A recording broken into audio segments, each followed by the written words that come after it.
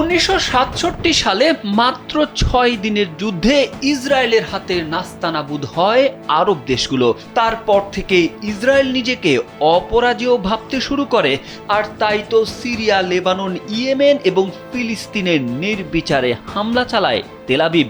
কিন্তু এবার ইরান একাই চুরমার করে দিয়েছে ইসরায়েলের অহংকার।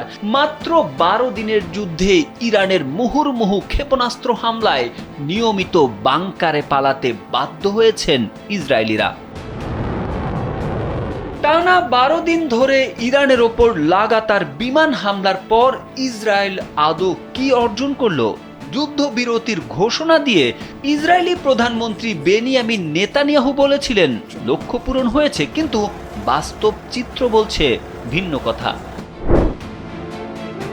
ইরানের পারমাণবিক কর্মসূচি কি ধ্বংস করতে পেরেছে ইসরায়েল? উত্তরটি সম্ভবত না।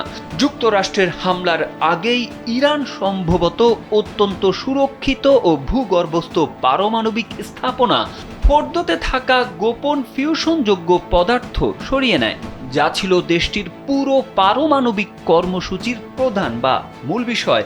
ফলে ইরানের পারমাণবিক কর্মসূচির ডিক্যাপিটেশন বা মাথা কেটে ফেলা হয়নি বলেই ধরে নেওয়া যায়।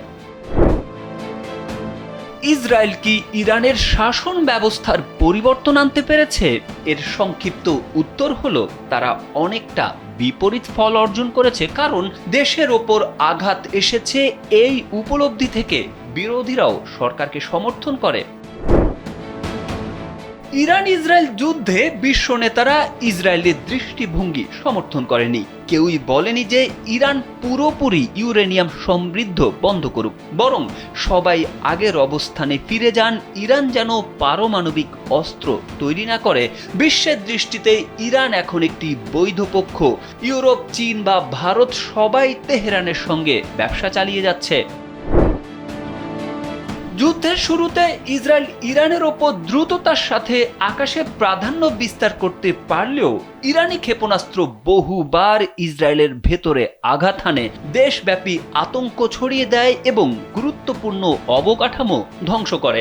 এ সময় ইসরায়েলের প্রতিরক্ষামূলক আয়রন ডোম সিস্টেম ক্ষেপণাস্ত্র সংকটে পড়ে এবং দ্রুত মজুদ ফুরিয়ে যেতে থাকে। এর ফলে অর্থনীতি স্থবির হয়ে পড়ে।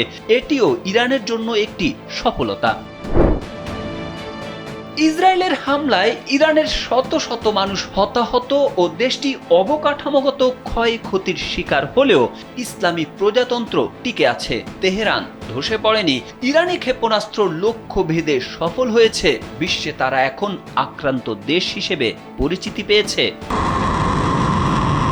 তারেক আহমেদ, কালবেলা।